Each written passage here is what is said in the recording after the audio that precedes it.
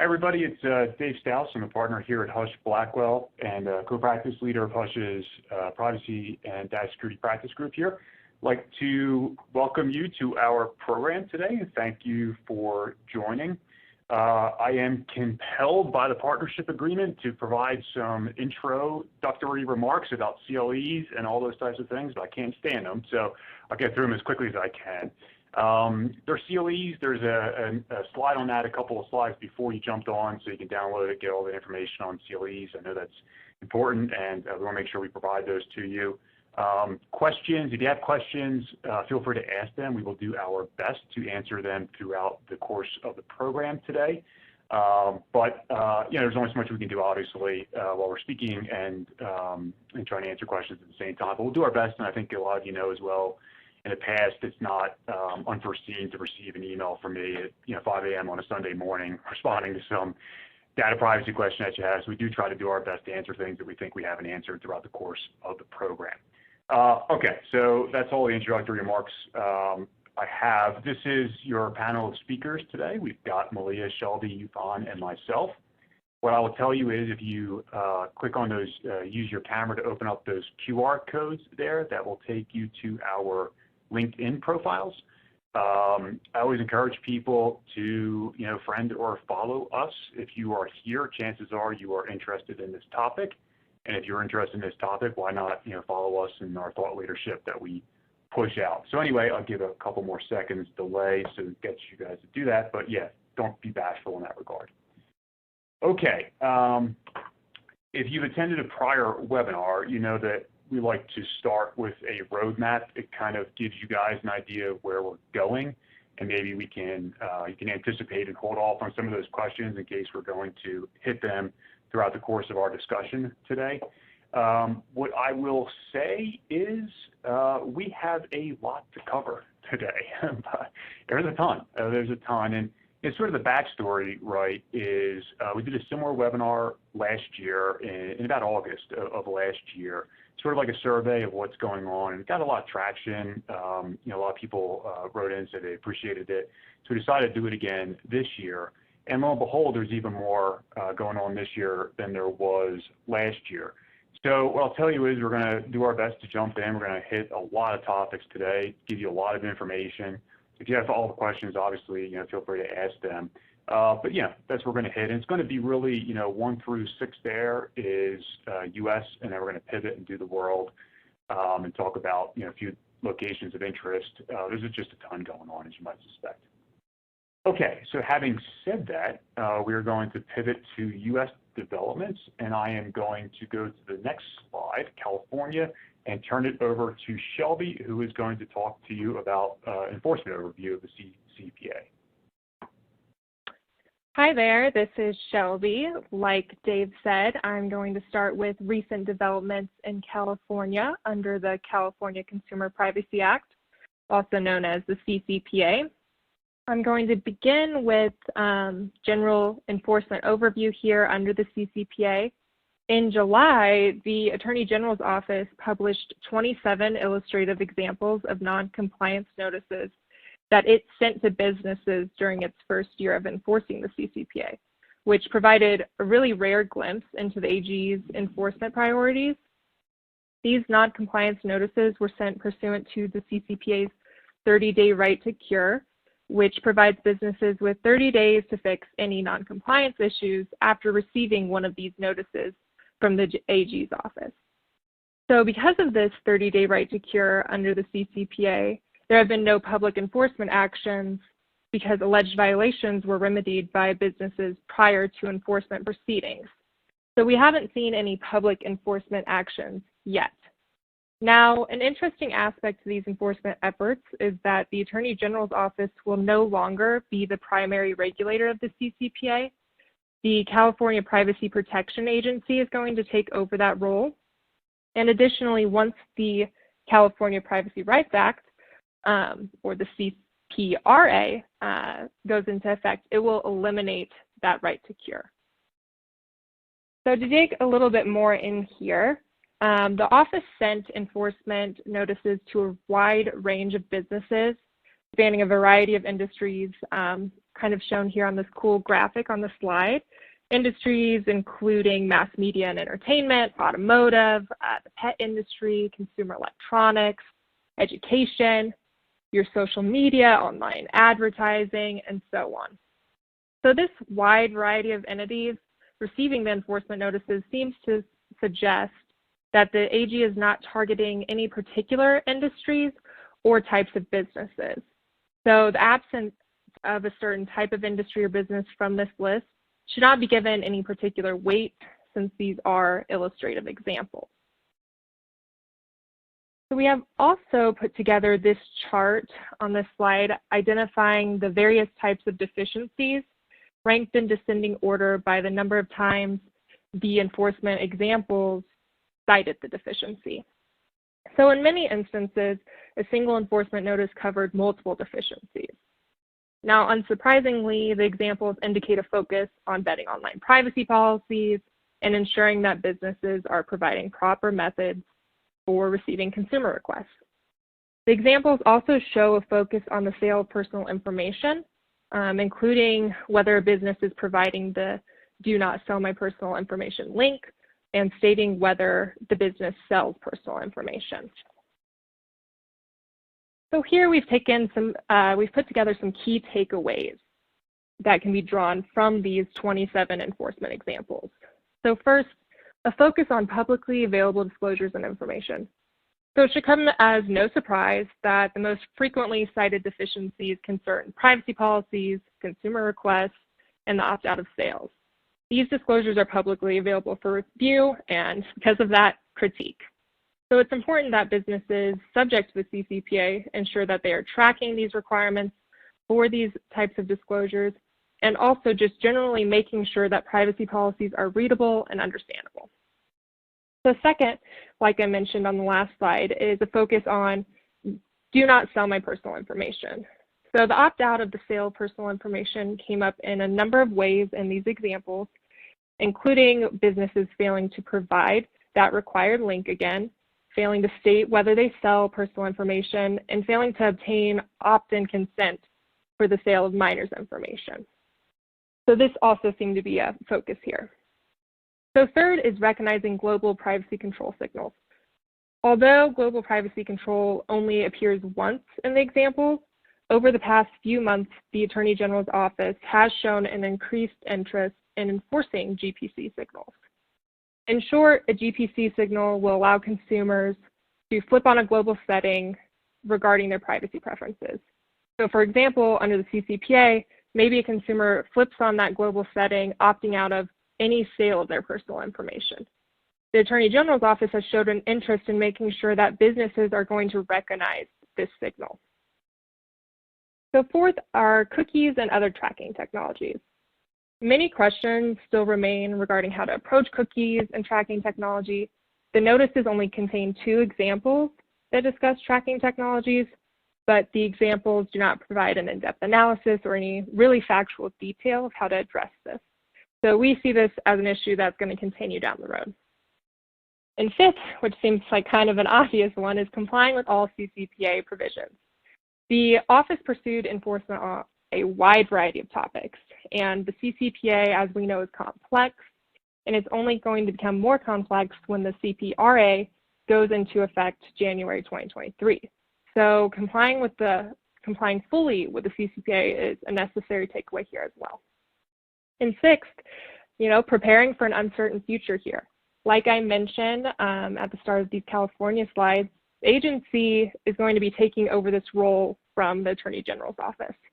And so it will be interesting to see where the agency is going to pick up where the office left off. The agency may focus on different topics, especially given the fact that the CPRA provides for many more topics to be refined through the agency's rulemaking process. And speaking of rulemaking process, I'm going to pass it over to Malia to discuss the agency and its rulemaking authority in a little more depth. And if you don't mind, Shelby, Dave, let me just jump in and provide just one more follow-up on this one. So those you might know, we're going to talk about it a little bit when we get to the other states. There's a number of states right now that have working groups and informational hearings that are going on about their own CCPA-like privacy bills. One in particular is Connecticut. We've had the opportunity to be on a working group with the Connecticut bill right now. In the first meeting that Connecticut did, they had a representative from the California Attorney General's office show up and start talking about exactly what Shelby was talking about as well. And this was just a week or so ago that this happened. And kind of give you a window into what they were willing to say in that meeting was, I mean, they've been active, right? And these are just illustrative examples of the 27. But they are active in this space. This is something they're spending a lot of time thinking about. And the two sort of windows for how they are identifying targets or investigations are, one, consumer complaints, and then two, they have their own investigations. They are doing their own looking around, poking around on websites and those types of things. And that kind of reaffirms what Shelby was saying, right? Like, your public disclosures are so important. That's what people will see.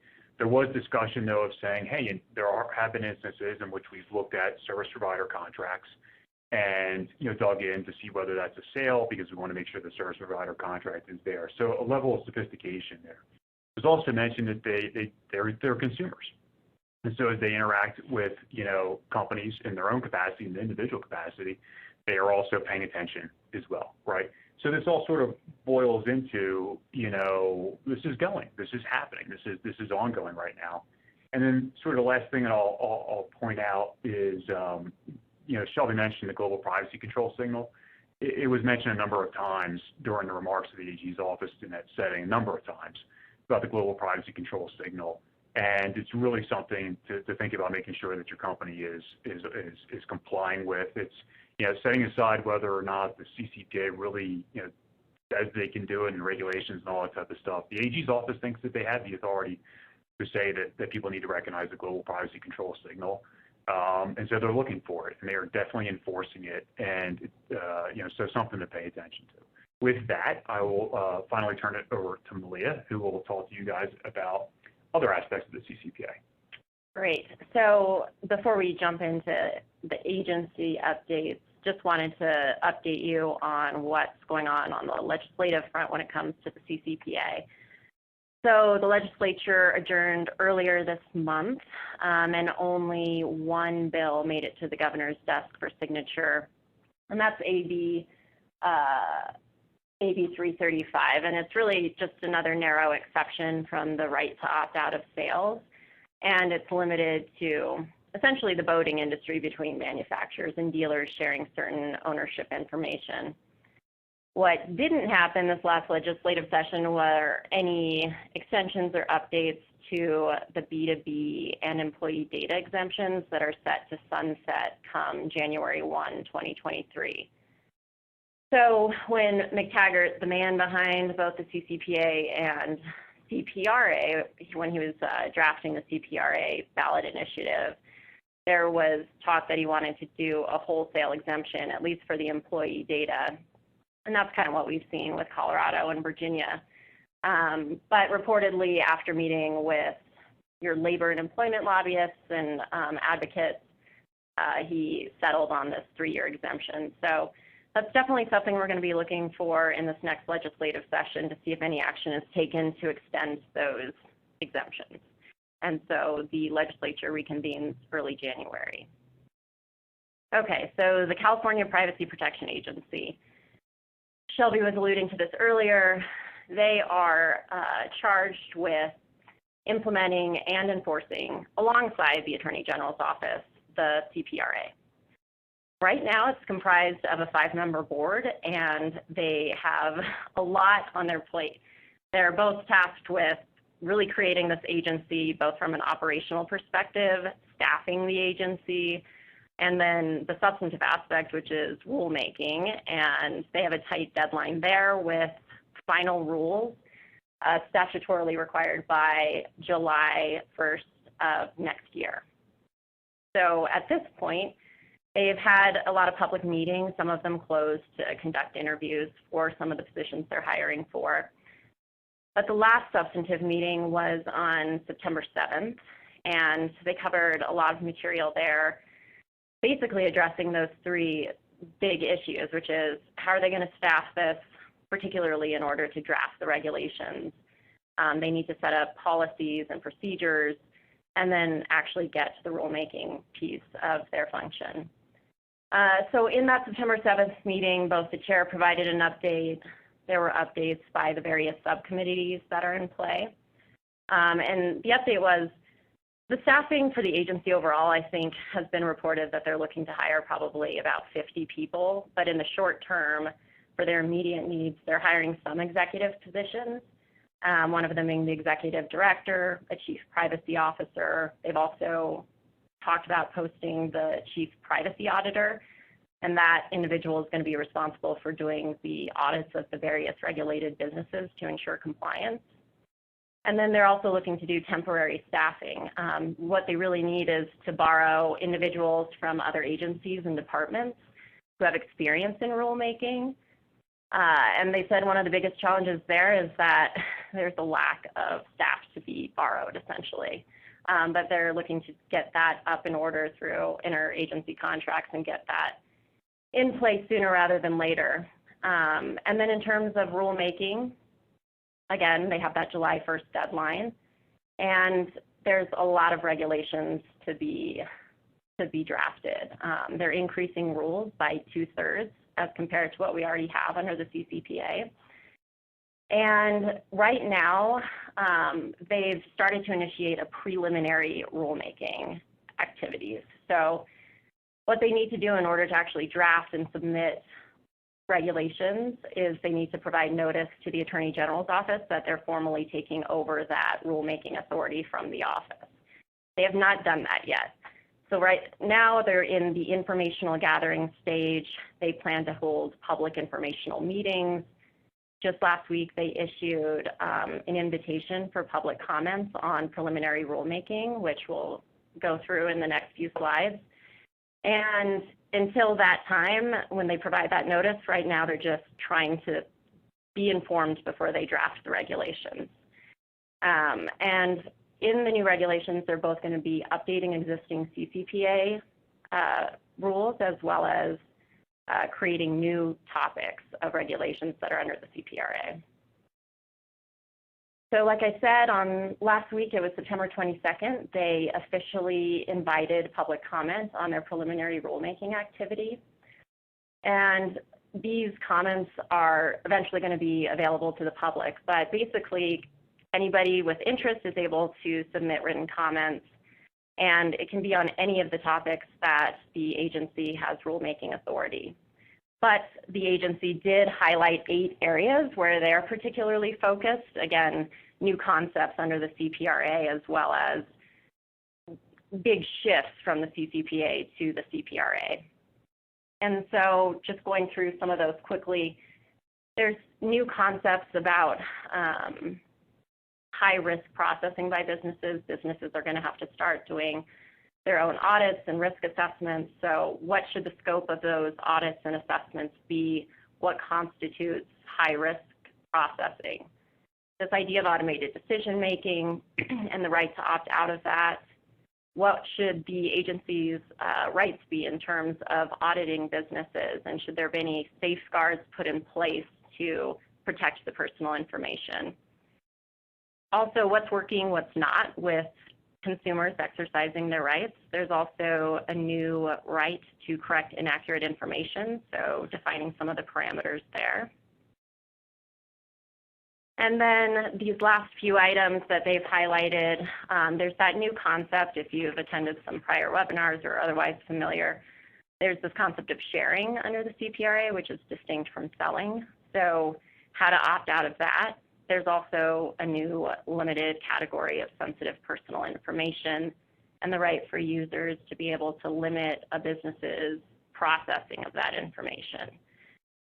So really, what should constitute sensitive information? How do you effectuate those new consumer rights?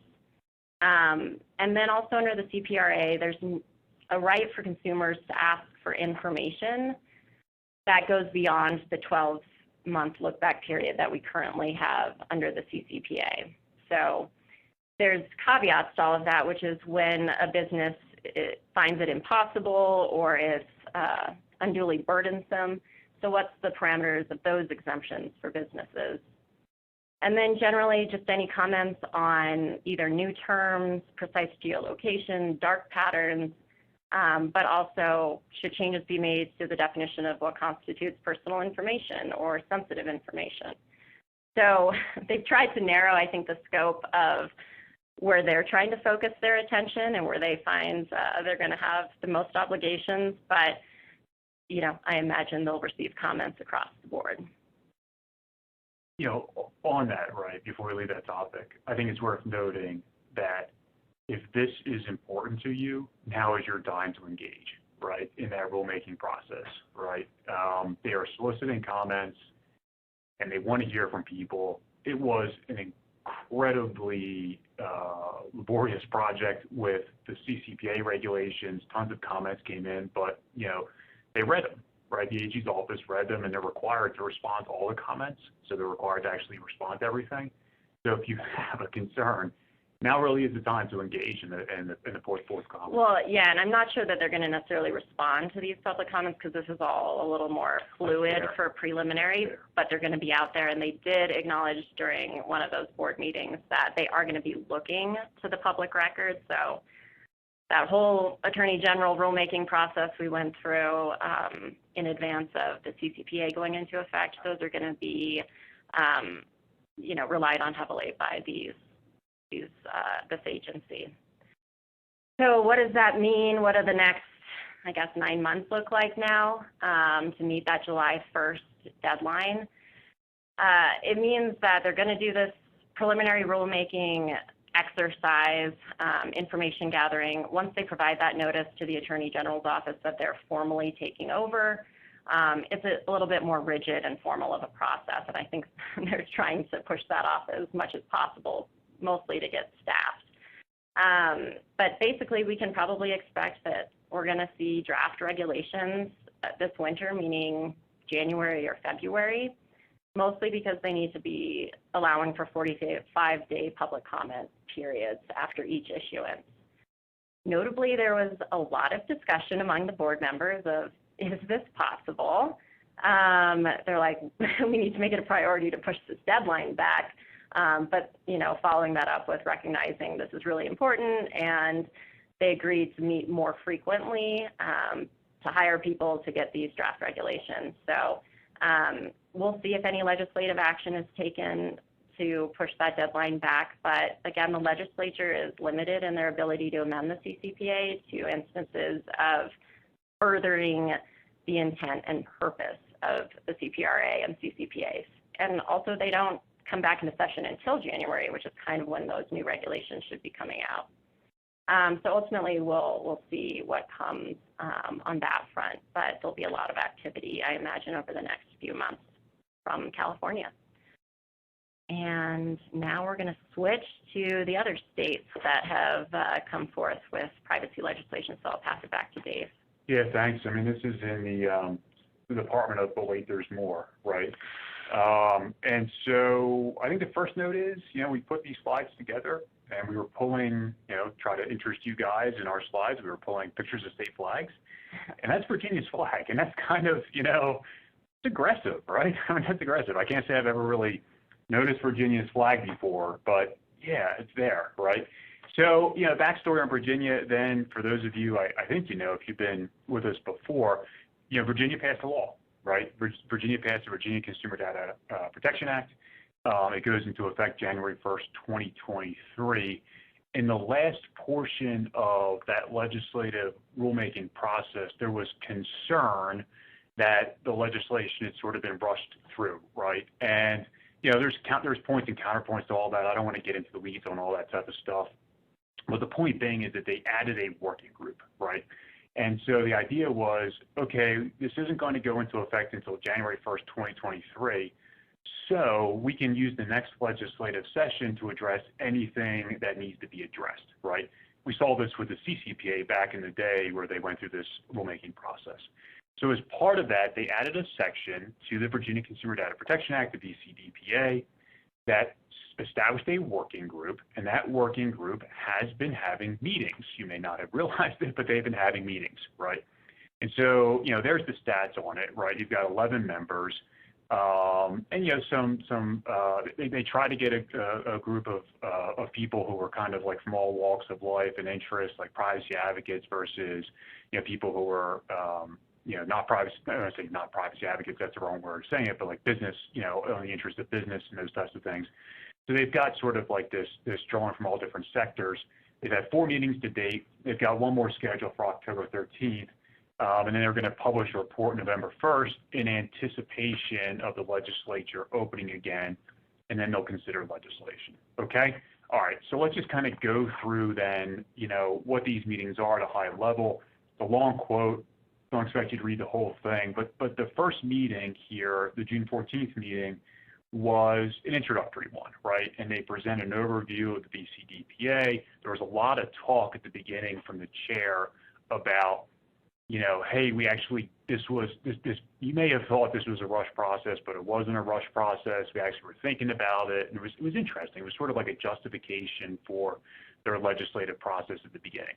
So notwithstanding that, I thought, my takeaway having watched it was, Senator Marsden, who is obviously a senator, and he pushed it in the Virginia Senate, had this quote, right? And it just kind of typifies the struggle right now on state privacy law, and maybe even federal privacy law. And he says here, so many other states failed in their efforts to get a Data Privacy Act in place in their states, often due to overreach. And then he followed it up basically saying, I'm talking about Washington, right? I'm talking about Washington State. And he said it a number of times, right? And that's what we see here, right? And we see Virginia and Colorado get it across the finish line because they're not letting the perfect get in the way of the good, right? But other states are saying, no, we want to set the bar higher, right? And that is the struggle right now that we're going to see over the next few years as more of these laws come online, are people just going to fall in and are going to fall into like, hey, the Virginia-Colorado model, or are they going to push the envelope, right? And so we've talked with Shelley Kloba, who's in Washington State. She's, a privacy advocate, and her point is like, what's the point of doing what we've already done?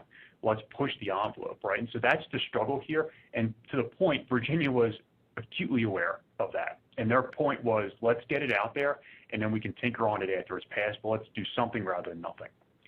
So the second meeting then was, looks like I might have my dates here wrong. I think maybe the next one was in July instead of June. But notwithstanding that, presentation by Attorney General's office and also a Consumer Reports representative, right? So this is really like the privacy advocates here. And it really is the Attorney General's office, when you see it here and you see it in Connecticut as well, they are really representing the consumer's point of view, right? And that's, the Attorney General's office, that is their focus, is protecting consumers. So they talked about a few things. They're up here so you can kind of look through them. But, I think part of it was the funding and staffing. They were talking about trying to get 2 attorneys and 2 staff involved here. And that really comes down to this whole idea of like, can we enforce these actual things, right? And then I think that one as well, they were suggesting a change to the law that would be allowing them to seek actual damages on behalf of injured consumers.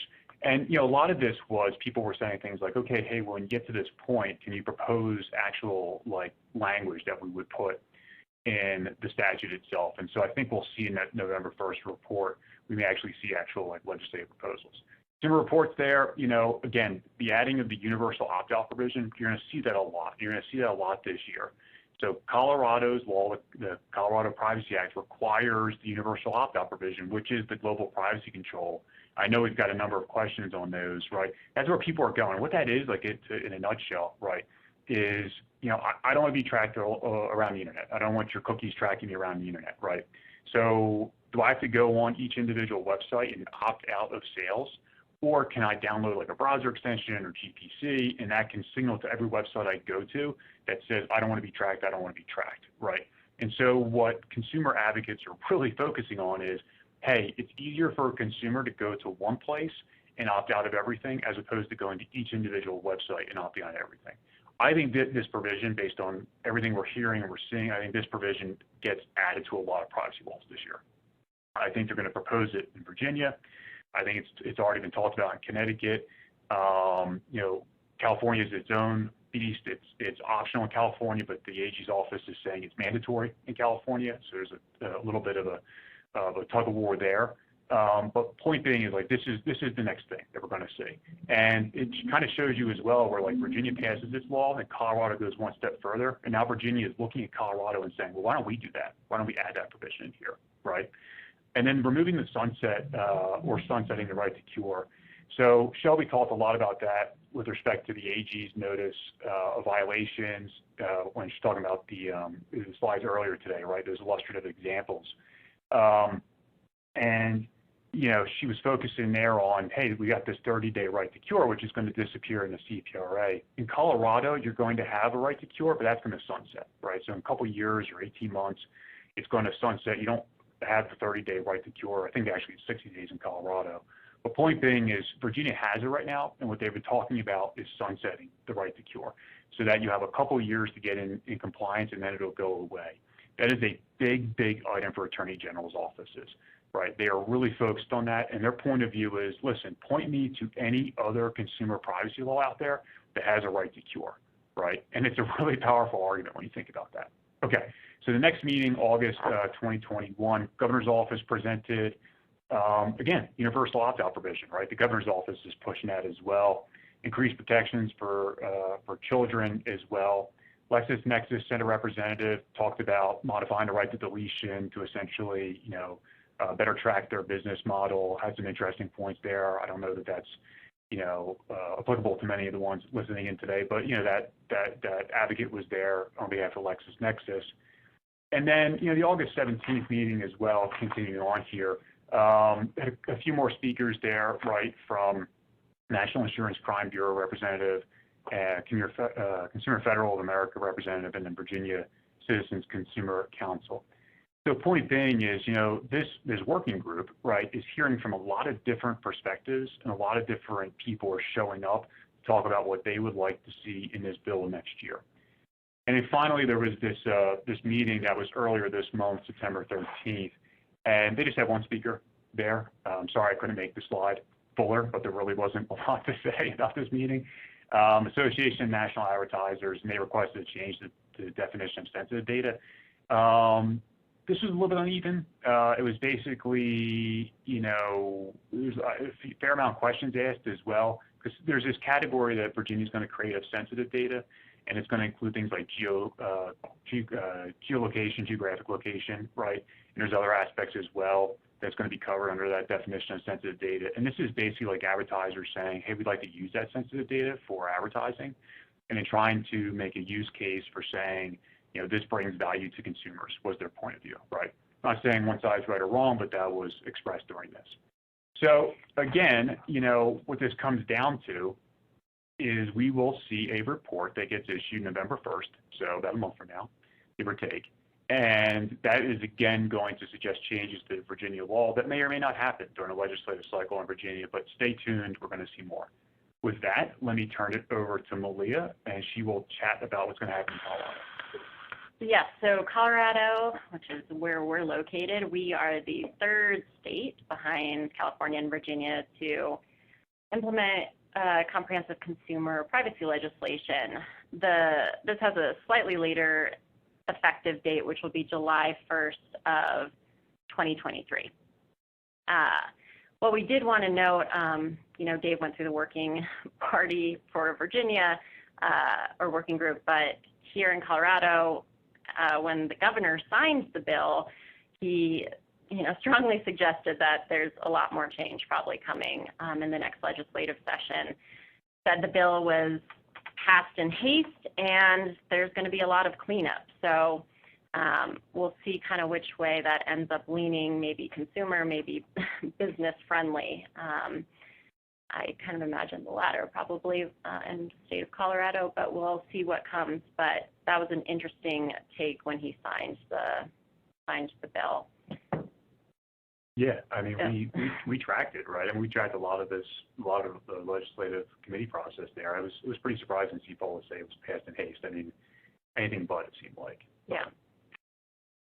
So what's going on in Colorado? The Attorney General's office has a position open for an assistant AG to focus on drafting additional rules here for the agency, or sorry, for the bill, and they'll also be in charge of enforcing it. And the regulatory authority under the bill is specifically to create technical specifications for a universal opt-out mechanism, but they have authority to issue regulations on other topics as well. So again, we're expecting a lot of activity at least, and we'll see what changes are made to the bill. I think I am passing it over to Shelby to talk about our other state privacy updates. Yes. So before I dive into Nevada and a recent change there, we wanted to make everyone aware that we have developed this really great tool with our Husch team that you can access on the back page, where you can also access our blog post as well. This is a U.S. state privacy law database. So, to steal Dave's line, it's kind of like drinking from a fire hose here with all of these different U.S. state privacy laws. So we've created this database where you can access all of them right here, one place, Colorado, California, Virginia, so that you're not having to search all over the web. So we really recommend checking this out. We have a QR code here featured on the slide as well that will take you directly to the page too. So Nevada had a recent change in May. The Nevada legislature passed Senate Bill 260, which amends Nevada's Online Privacy Protection Act. In 2019, Nevada amended its online privacy notice to provide consumers with the right to opt out of sales. So this new amendment that passed in May broadens the definition of sale. So the new definition is a sale of any exchange of covered information for monetary consideration by an operator or data broker to another person. So the changes here. First, this new definition removes the requirement that the exchange is for the purpose of the other person licensing or selling information to additional persons, and it also creates new requirements for data brokers. So data brokers are now required to establish a designated request address where consumers may submit a request to direct them not to sell covered information about themselves, whether the data broker has already purchased this information or will purchase. And data brokers are now required to respond to those requests within 60 days. So this new amendment will actually go into effect this Friday, October 1st. So now I'm going to pass it back to Dave to wrap up the U.S. state developments. Yeah, thanks, Shelby. Okay, so let's talk about the 2021 recap, and then we'll talk about what's going to happen in 2022.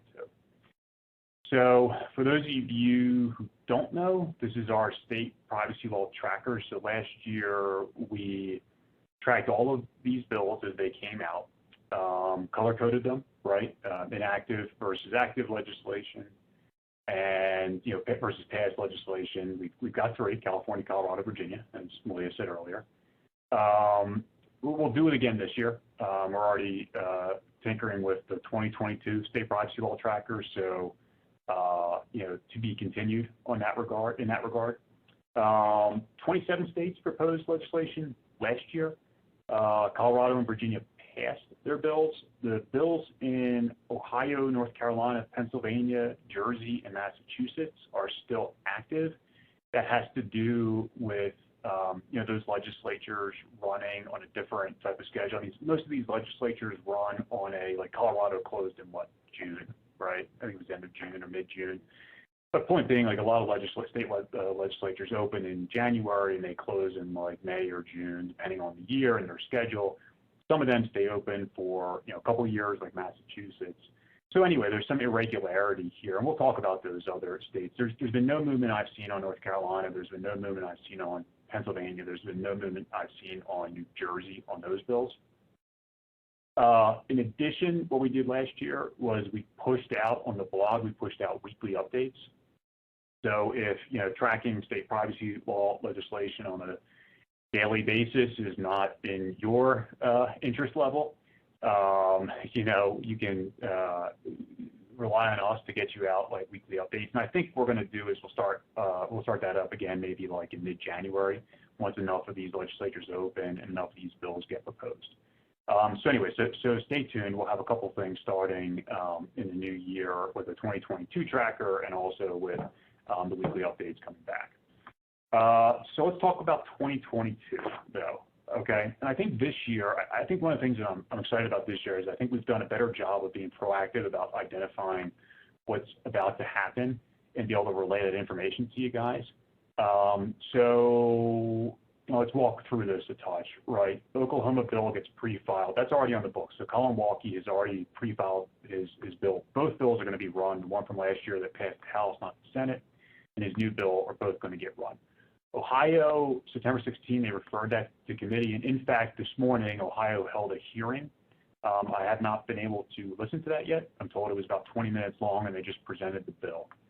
Connecticut, meanwhile, has a working group, and remember, Virginia also has its working group. So Connecticut has its working group. We held our first meeting, I think it was last week. It's going to be a meeting every month leading up to this on various topics until they propose the legislation. So Connecticut's coming, Oklahoma's filed, Ohio's still in the works. Minnesota held an informational hearing yesterday. Senator Elkins did. Had a number of people testifying at that hearing, mostly business advocates, frankly, right? Mostly business advocates. And I understand that Massachusetts is going to have a hearing on its bill October 13th. I have not seen that yet on its website, but I understand from talking with a few people that's going to happen. A couple other data points here, right, are the Uniform Law Commission published its bill, its draft bill, I should say. The idea being, states can jump on and use the Uniform Law Commission version of consumer privacy law bill to try to pass it. I have not seen anyone talking about proposing that next year. Not to say it won't happen. I just haven't seen it yet or heard it yet. I do understand, though, that state lawmakers got together last week or the week before to actually meet and coordinate on a lot of these things. So a number of state lawmakers did in that regard. So point being is, like, there's just a lot going on already, right? And the legislative sessions haven't opened yet. And I think really what you're seeing is you're just seeing that people are continuing on the work from last year and are going to move it into this year, right? We will see bills get proposed. We will see a lot of people try to get this across the finish line. I think Connecticut's got a good chance. And people always ask, like, what do you think has a good chance? Connecticut is fused very closely to Virginia and Colorado. And so I think that there's commonality there. Ohio, I hear a lot of things about, like, trying to move that bill and get it through one chamber before year end and then picking up next year. Minnesota, Elkins is going to make a push for it. Florida is out there as well.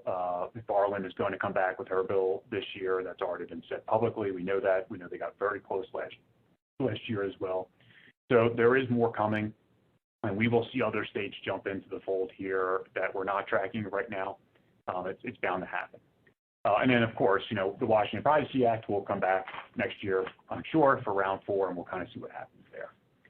If you are interested in this subject, what I'll say is, so we spent the summer, and one of the reasons why I think we have a good feel for a lot of this stuff is we spent the summer doing podcasts with all these state lawmakers. You can use the QR code there to access the podcasts. And so a lot of these people who are in this area and they're pushing this legislation, we talked to them. And we just said, just tell us what you're doing, right? And I think there's really, like, this interesting disconnect, right, where, like, we're all very, very interested in this, but it all feels like a mystery. And we were really trying to make sure that we got rid of that mystery and just got these lawmakers on a recording and just said, just tell us, like, just talk to us about what's going on. And we got some great information from them. Thank all of our speakers for joining us there. And really, if it's of interest to you, then really, I think it's worth jumping in. Okay, the federal level, this is sort of like that, we talk about it because we have to talk about it, right? But I don't know that anybody thinks we're going to get time here. Tomorrow there's a hearing. There's a hearing, Alex Adine out of Politico broke it last week that they're going to have a hearing that's scheduled for tomorrow. It's I think they have 4 witnesses who are going to testify. They're not talking about a specific bill. They're just talking about, like, the concepts here and sort of like path forward, right? But it's there. Whether something comes of it, we'll see. The bigger issue, the bigger topic, I think, in federal privacy spheres is the FTC. Lena Khan has become the chair of the FTC. There is a big push to cut through all this because it's a lot of words on paper. There is a big push by the Democrat administration to basically say, well, let's have the FTC do it, right? Let's have the FTC, let's fund them, let's get them out there doing rulemaking, and let's have them basically take the lead on doing what we can't do legislatively, right? Now, whether that comes to pass is anyone's guess right now, but it's also a very long process. It's not like the FTC tomorrow can just decide, hey, we're going to be something that we haven't promulgated rules on and regulations. Okay, international developments. Let me kind of get through this because I want to make sure we get to China with enough time for UFON to talk about what's going on over there. But Europe, right? Europe. Europe is just sort of overwhelming right now. If you guys are subject to GDPR or if you're getting this in a business-to-business capacity, there's a lot going on, but we really wanted to kind of make sure that you're aware of really like the high-ticket item here. It looks like we had an issue with loading this slide here, so maybe talk you through the text that's missing. The new standard contractual clauses, the European Commission issued them June 4th, 2021. They adopted new standard contractual clauses. The deadline to start using them was yesterday, was the deadline to start using new standard contractual clauses. What these have to do with is cross-border data transfers, right? So you need a mechanism to transfer data across borders, and the standard contractual clauses are now being used primarily to do that because of the Schrems II decision and the decision to strike down Privacy Shield. They're trying to negotiate a new Privacy Shield arrangement. There was as Malia pointed out to me this morning, there was a full-page ad taken out in the Washington Post yesterday, which they were pushing to have new negotiations on cross-border data transfers and get that across the finish line, but nothing has come about. And in fact, now we're looking at standard contractual clauses. So the important thing to understand is, the new ones are live. If you have agreements in place and you're using the 2010 standard contractual clauses, you can't do so anymore. You can't use the 2010 standard contractual clauses. The business partner gives you an agreement, a data processing agreement. It's got the 2010 ones attached to it. You can't use them, period. Now, the question that you have is, okay, but what about all my existing contracts that are using the old standard contractual clauses? Yes, we understand that. You have until December 27th, 2022 to update those. Okay, and the last point before I turn it on to you, Font, here, is as a part of that new structure, right, you've got to be doing the transfer impact assessments. You've got to be analyzing your transfers and identifying whether you are providing adequate mechanisms for doing so. This is required by the new standard contractual clauses. This is required by the European Data Protection Board's guidance on supplementary measures. The point being is it's not enough to just grab the new standard contractual clauses, to copy and paste them into your agreements and call it a day. You've got to be doing transfer impact assessments. This is required now, and it's a big deal. There was a question as well about the UK version of the new SCCs. No, they've submitted it for comment. The IDTA came out, the ICO came out a few weeks ago with their own, basically open for comment as to how the UK should go about doing so. Nothing has been updated on that. Okay, so that was Europe quickly, which could actually take 6 hours to go through, but we've done it in about 30 seconds. But I do want to get to you, Con, who can talk about.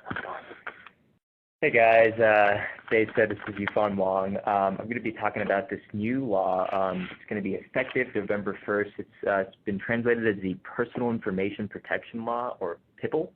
PIPL. So prior to this, there really wasn't like a single comprehensive kind of data privacy law. You had like the PRC cybersecurity law passed in June of 2017. Funny story about that law, it applies to like network operators, I guess. And one of the things in that law is that certain like information had to be stored within China as opposed to outside if it concerned Chinese, citizens. And I was working for a U.S. law firm there at the time, and when the law passed, we had to scramble because all our online, document management was actually based in the U.S. So to access it would theoretically have been a violation of that law because it concerned, Chinese individuals. So we had to scramble to figure out how that worked, in addition to a lot of other law firms. This new law, it's similar to the GDPR with some noticeable differences. We have the slide about the maybe next slide, please. Thanks. Sure. Applies to personal information handlers, comparable with GDPR controllers, and perhaps most notable for foreign companies is that there's a lot of extraterritoriality provisions, and I will go some of that over that the next slide. This is it's the first law in China that purportedly protects an individual's personal information. They establish kind of standards for what is kind of the lawful use of personal information. For example, processing of personal information should have a clear and reasonable purpose. It restricts international data transfers, requires lawful basis for processing, as I just went over. It also, for certain sizes of companies, it requires like actual officers, I guess newly appointed officers in the company to process information. And for large, I believe they call them like large online platforms with a significant number of users, they actually require like a third-party monitor auditing kind of company or service, which is obviously new. It also restricts kind of any disclosures of personal information to foreign governments or courts. And last but not least, because of the extraterritorial reach, it applies to businesses, for example, that don't interact with China at all, except for evaluating individuals' behavior in China. So even if your business has really no like nexus to China itself, if it does any of these kind of enumerated things, it requires establishment of a representative in China to handle that information. And then last but not least, the penalties can be pretty severe, as we should see in the slide.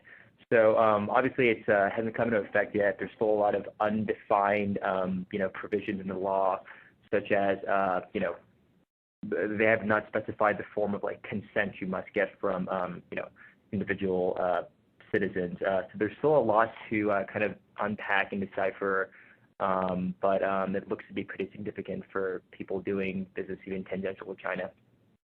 Yeah, thanks, Yvonne. And I kind of neglected when I introduced you to point out that you practiced law in China for a number of years. That's right. Right? That's right. So unique perspective for sure on this law, and a lot to be determined, right? This sort of came, I don't want to say it came out of nowhere. It's not accurate. It was drafts and those types of things, but it became law, and then it will go into effect very quickly, November 1st. We typically see these like 2-year run-up periods when we get new privacy legislation, but this is going to be something different, right? So anyway, and a lot of similarity to GDPR, as you pointed out. So pivoting then from, we're just sort of like crisscrossing across the world right now, is Brazil. We talked about Brazil. This is something that's kind of of interest to me, I think, as we see these new country laws come about, and we've got LGPD in Brazil. But just to kind of give you guys an understanding, what I think is the most significant aspect right now of what's happening in Brazil is, the LGPD required them to stand up a data protection authority. All right, so, for those of you unfamiliar with that, that would be like, Malia was talking about the California Privacy Protection Agency, right? And that's going to be the California version of a data protection authority. They will enforce the privacy laws of California, the CPRA being the main one. Well, Brazil did the same thing, right? And Brazil established the ANPD to be a data protection authority. What is very interesting, though, is in a very short period of time, Brazil has really, the ANPD has really done a lot. And so that's why I kind of want to point out the next couple of slides. One is, the board members were appointed October 2020, right? But they announced very quickly this 3-phase regulatory agenda. They published FAQs, which are available on their website. Very, helpful to look at if you're struggling with LGPD. And they published draft security reporting guidelines in March.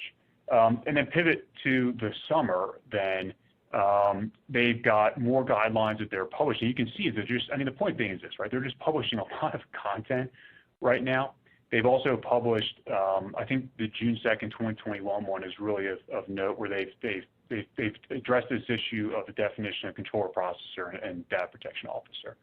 And then, of course, last month, enforcement begins. We haven't really seen a big ticket item enforcement action coming out of ANPD, but I think the point being is they're alive and well. We're getting more noise out of Brazil, and I think we're going to continue to get more noise out of Brazil over the course of the next year or so. One thing I thought was kind of interesting is in their three phases of regulatory rulemaking process. You'll recall, if you look at it from the European perspective, one of the first things that the European Data Protection Board published after GDPR went into effect was Article 3 guidelines, right? Essentially, like, who does this apply to the extraterritorial reach of GDPR was one of the first issues that got addressed, and that's not on the agenda right now as I see it with ANPD, which is kind of a different approach, but I think in some respects, leaning on the fact that this issue's already been addressed in Europe, and we can have a frame of reference for that. And I say there is, we see one question about the FAQs translated to English. I know I've read them. I cannot recall if that was because Google translated it on Chrome for me, or if they had an English version of it. So, but I know that I have been able to read those in English. Okay, with that, we will hit, with just a couple minutes left, we're going to hit our last topic, which is Canada, and we'll bring back Malia to chat about it. Yep, coming back to North America, full circle. So there's been activity in Canada, but overall, at least on a federal level, it kind of dissolved due to the elections happening recently. So you have both federal and provincial laws in Canada. The federal law in place is the PETA, which was drafted in became effective in 2001, last updated 2015. So there's really a real need, basically, to bring it up to the technologies that we obviously have today. So November 2020, Bill C-11 was introduced, and ultimately it remained in second reading there. It never moved to the Privacy and Ethics Committee to be studied, and then because in August the House dissolved due to the election, it quote unquote died on the table there. That being said, we'll likely see it be reintroduced, or at least some sort of federal privacy law reintroduced in Canada. They just went through their adequacy approval with GDPR, so they're still an adequate country for purposes of data transfers, but we'll likely see more activity there in the next year or so. The Bill C-11 would have amended and repealed PETA. It didn't, but as always, Quebec is the front leader in Canada when it comes to privacy laws, and they just on September 22nd was approved basically an update to their existing privacy law. And it'll go into effect 2 years from that date, so September 22nd of 2023, again, 2023 being the big year.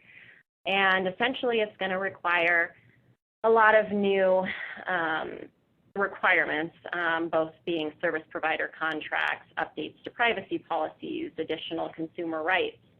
And it's a consent-based mechanism in Canada, and Quebec is also going to require consent for each individual purpose. So a lot of shifts there on the Quebec front, and also data transfers outside of Quebec will be something that needs to be addressed.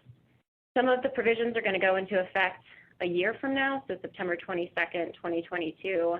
Those requirements being designating a privacy officer in charge of protecting personal information. By default, it's the CEO, but that can be delegated. The contact information of that officer has to be published on the website. And then there's also just additional requirements regarding data breach notification and record keeping. And there's a lot of hefty fines and a private right of action for certain violations. So more to come, I assume, with Canada on a federal level as well. So I will send it back to Dave to wrap things up with a minute left here. Yeah, thanks. And Malia, and I would call this the shameless plug portion of our webinar. If you paid attention, you're interested in these topics. suggest you subscribe to our blog where we push out a lot of content. You can use the QR code there to access the blog and subscribe if you haven't already. So in any event, I do see we've got a couple seconds here, so maybe I can just address a couple of these questions. We've got like 7 seconds. One of the questions is what impact has COVID had on the development of these bills? I mean, they got delayed, right? I mean, state legislatures closed down when COVID hit. Everything went remote, but now people have really pivoted, and I say everything's back on track. I think there's a ton of momentum to get bills passed on the state level this year. How many we see remains to be seen. I'd be very surprised, though, at the end of the year if we didn't see 1 or 2 more states jumping in. And there's another question about what the company is doing, given that we have such a small amount of time and there's no such ambiguity in the law around so many areas. I think the answer is we're doing the best that we can. I think we are trying to come up with approaches where you have one compliance approach as opposed to multiple compliance approaches. And really, as we spent a lot of time here tracking these developments and trying to come up with solutions that work holistically instead of individually. There's also a question about where Missouri stands on the spectrum of development. There hasn't been a bill proposed that I've seen in Missouri, not to say it won't happen next year, but so far have not seen anything there. Question about what's our view of the UK privacy legislation trend. So essentially, Brexit has occurred and the Information Commissioner's Office is going to have new leadership. There's been information pushed out about the UK essentially looking to update certain areas of GDPR. When Brexit happened, they internalized GDPR in UK law. My view on it is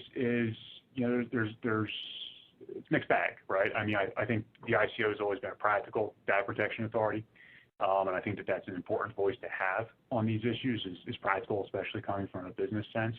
A lot of this is, to be determined right now, but I think that the fact that the ICO is grappling with these things, including the aspects of like, hey, are we really going to live in a world where cookie consent banners are ubiquitous? I think that's problematic, and I think tackling those issues makes sense. Okay, I think we've overstayed our welcome by a couple minutes. I do appreciate everybody jumping on, and thank you for your time today, and we will be back shortly, I'm sure, in the next coming months to talk more about these issues.